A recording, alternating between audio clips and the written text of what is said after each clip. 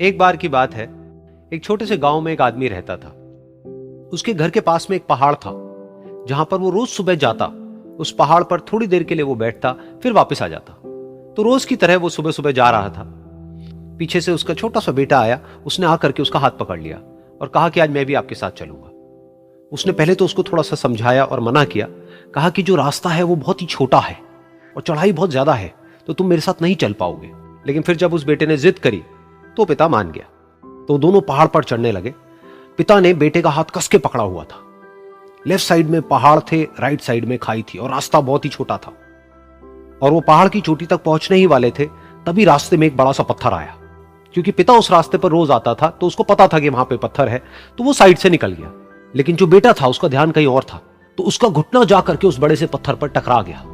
तो फिर उस बच्चे के मुंह से एक चीख निकली। और जैसे ही वो चीखा, उसकी आवाज उन पहाड़ों में गूंजने लगी। इससे पहले उस बच्चे ने कभी भी अपनी आवाज की गूंज नहीं सुनी थी, तो उसे समझ नहीं आया कि क्या हो रहा है। वो अंदर से थोड़ा सा घबरा गया। उसे लगा कि शायद कहीं कोई है जो छुप करके उसको देख रहा है और उसका मजाक उड़ा रहा है। फिर उस बच्चे ने बोला, कौन हो तुम? कौन हो तुम? तो जब उस बच्चे ने इस गूंज को सुना, उसे गुस्सा आ गया। उसे लगा कि कौन है ये जो मेरा मजाक उड़ाए चले जा रहा है। फिर उसने गुस्से से कहा, मैं तुम्हें छोड़ूंगा नहीं।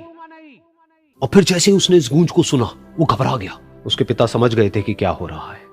उसने अपने पिता का हाथ कस के पकड़ लिया और उनसे पूछा, कौन है ये जो मुझे इतना तंग कर रहा है? कौन है ये जो मुझे इतना डरा रहा है?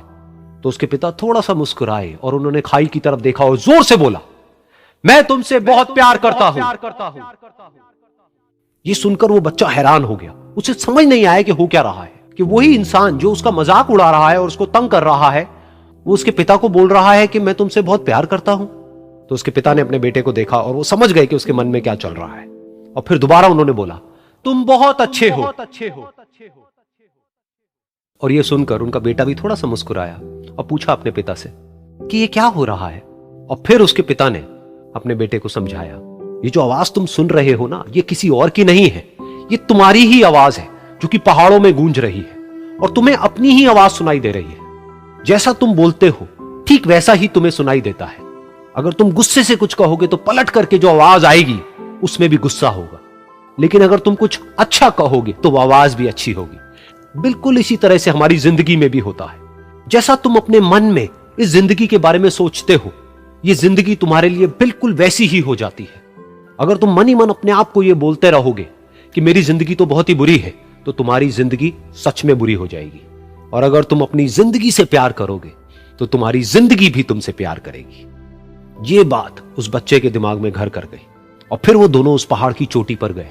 लेकिन बच्चे के दिमाग में यही बात घूम रही थी। और फिर वो बच्चा खिलखिला के हंसा और उसने अपने दोनों हाथ खोले और अपनी पूरी ताकत से बोला, मैं तुमसे बहुत प्यार करता हूं।